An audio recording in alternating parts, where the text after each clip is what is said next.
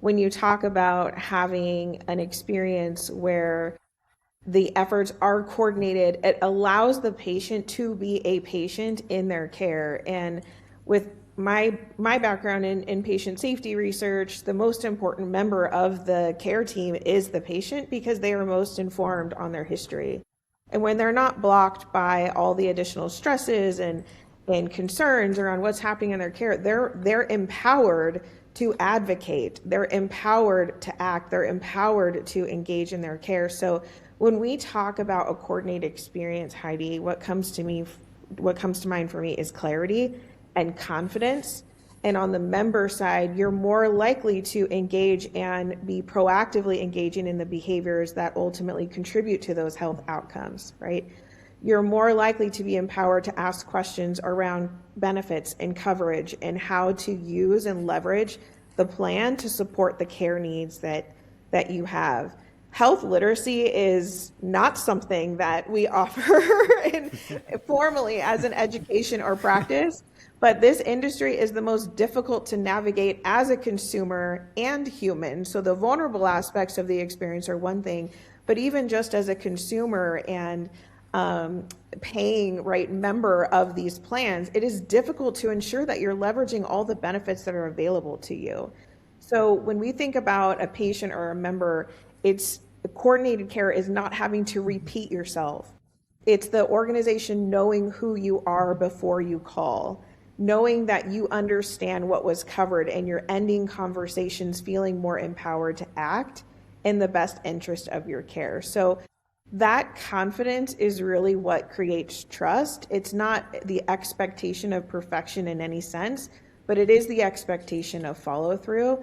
And when feedback is being shared about those experiences, these humans being the operating within the most vulnerable industry of the verticals that we are familiar with, they expect you to act and let them know that you are acting on the information they're sharing. I know Amber's thought on this one as well, but I mean, yeah, I mean, yes. I mean, if we believe a system should operate as a system, I mean, that's the biggest misnomer, right, in U.S. healthcare is that we have a system, right?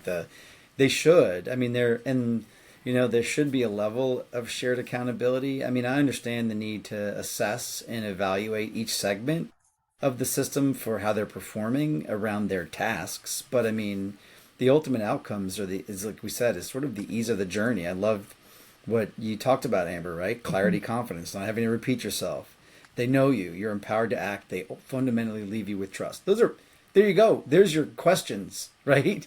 That if Yeah. you could ask people about their journey and every person on that step of the journey was responsible for those things being done well, imagine how different it would be. That means that what we talked about before, the gaps that existed would be the first place they would work together to fix, right? And so I would love somebody to make that call.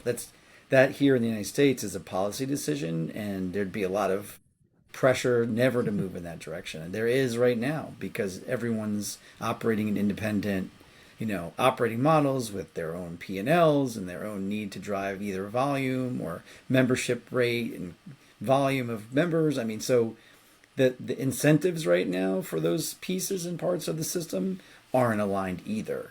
And so until those can be aligned, measuring them collectively is going to be challenging. So I think there's a piece even before on how do we begin to find the right incentives for what success looks like in our healthcare system.